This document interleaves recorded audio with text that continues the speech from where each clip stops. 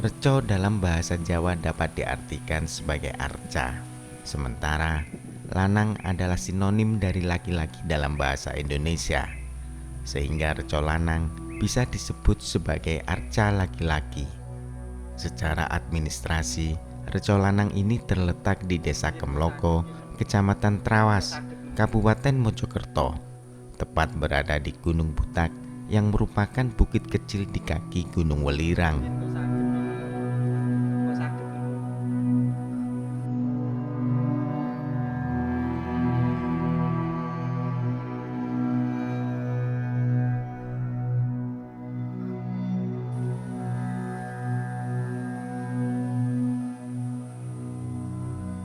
Sejumlah literasi menyebut jika reco lanang ini adalah arca Buddha.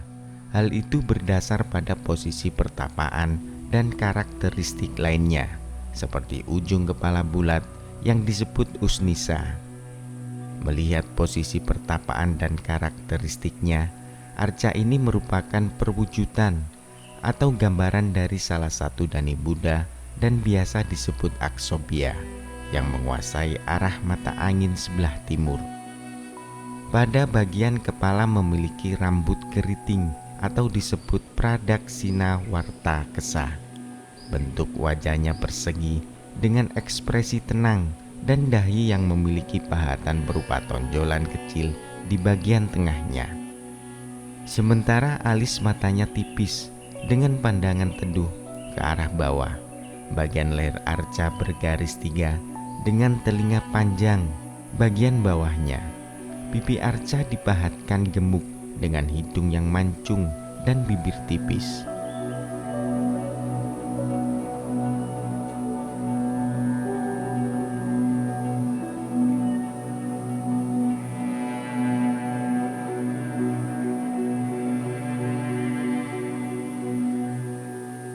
Pada dasarnya arca dani Buddha aksobia mengenakan jubah tipis seperti halnya sutra yang menutup seluruh bagian tubuhnya terkecuali bagian kepala, leher, dan dada kanan. Sikap tangan membentuk bumi sparsa mudra, yaitu telapak tangan kanannya menelungkup ke bawah dan menapak pada lutut kanan, sedangkan telapak tangan kirinya menengadah ke atas dengan punggung tangan ditempelkan pada bagian pergelangan kaki dan tumit pada posisi kaki bersila. Dalam Buddhisme Vajrayana, aksobia dapat diartikan yang tidak tergerakkan adalah salah satu dari 5 Buddha kebijaksanaan, bagian dari Adi Buddha yang mewakili kesadaran sebagai sebuah aspek akan kenyataan. Ia berada di bagian timur dari dunia intan dan merupakan tuan dari surga bagian timur, Abirati atau kesukacitaan. Walaupun surga bagian barat, Amitabha, yang berseberangan dengan aksobia jauh lebih dikenal. Aksobia muncul dalam naskah Tanah Buddha Aksobia yang berasal dari tahun 147 Masehi dan merupakan naskah tertua mengenai tanah suci. Berdasarkan naskah tersebut, seorang biku berharap untuk melakukan dharma di dunia kegembiraan bagian timur dan bersumpah untuk tidak memikirkan kemarahan atau kebencian kepada makhluk lainnya hingga mencapai pencerahan. Saat terbukti tidak tergerakkan dan ketika berhasil, dirinya menjadi Buddha Aksobia.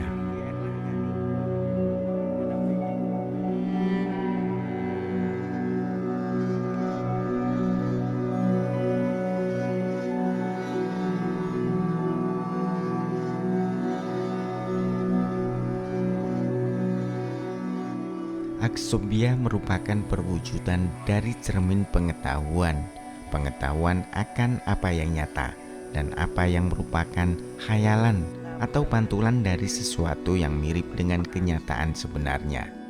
Cermin tersebut adalah pemikiran itu sendiri, cerah seperti langit, kosong tetapi bercahaya, memegang seluruh gambaran akan ruang dan waktu, tetapi tidak tersentuh, dan menggambarkan pemikiran yang abadi.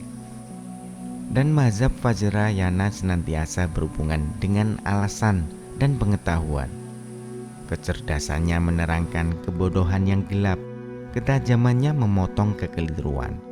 Mazhab Vajrayana, di mana Aksobya berada, dihubungkan dengan elemen air. Oleh karenanya, kedua warna dari Vajra tersebut adalah biru atau putih. Putih cemerlang seperti pantulan matahari dan air, dan biru seperti dalamnya samudra. Bahkan jika permukaan samudra itu digerakkan oleh gemuruh ombak, kedalamannya tetap tidak tergerakkan.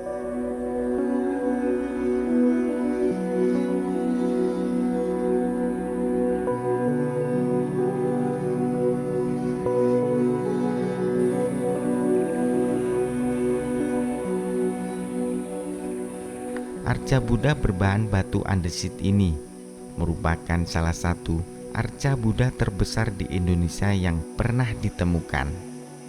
Arca ini memiliki dimensi ketinggian 5,4 meter dengan lebar 3,3 meter dan ketebalannya mencapai 2,5 meter. Arca ini pertama kali ditemukan pada tahun 1849 pada zaman Hindia Belanda dan terdokumentasi dalam catatan distrik Jabung. Saat ditemukan, arca tersebut terkubur tanah dengan posisi menghadap ke selatan.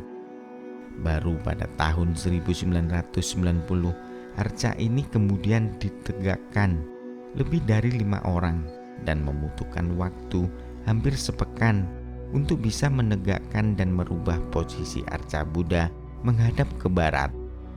Hingga saat ini belum diketahui pasti siapa yang membuat ataupun era pemerintahan yang berkuasa saat itu, karena tak ditemukan angka tahun pembuatan dari arca Buddha tersebut.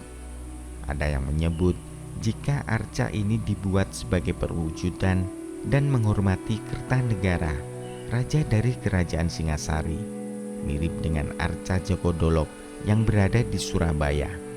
Namun menurut juru pelihara Reco Lanang yang ditempatkan oleh Balai Pelestarian Cagar Budaya Jawa Timur, Suwiknyo, diperkirakan arca Buddha ini merupakan peninggalan dari masa kerajaan Majapahit yang menganut Siwa Buddha. Ajaran Buddha mengenal adanya beberapa bentuk kebudayaan, yaitu Dani Bodhisattva dan manusia budi. Dani Buddha digambarkan dalam perwujudan Buddha yang selalu bertafakur dan berada di langit. Dengan kekuatannya ia memancarkan seorang manusia Buddha yang bertugas mengajarkan Dharma di dunia. Tugas manusia Buddha berakhir setelah wafat dan kembali ke nirwana. Demi kelangsungan ajaran Dharma, Dani Buddha memancarkan dirinya lagi ke dunia, yaitu ke Dani Bodhisattva.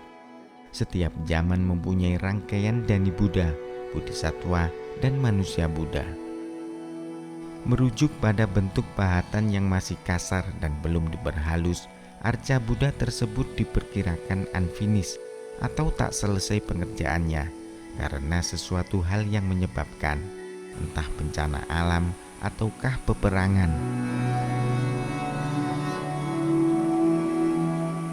Tak jarang di hari-hari tertentu, terutama hari besar keagamaan seperti Waisak, banyak orang yang mendatangi Reco Lanang untuk melakukan ritual. Meski ada pula yang hanya sekedar berkunjung ke tempat ini untuk berwisata dan melihat lebih dekat bentuk dari Reco Lanang. Untuk mencapai lokasi arca Buddha Aksobya ini tidaklah terlalu sulit dan hanya berjarak kurang lebih 2 km dari kantor kepolisian sektor Trawas, Kabupaten Mojokerto. Meski berada di kaki bukit, namun akses jalan menuju Reco Lanang sangat mudah. Untuk bisa sampai, terlebih dulu harus melintasi ratusan anak tangga, sembari menikmati sejuknya udara pegunungan dan rimbunnya pepohonan besar.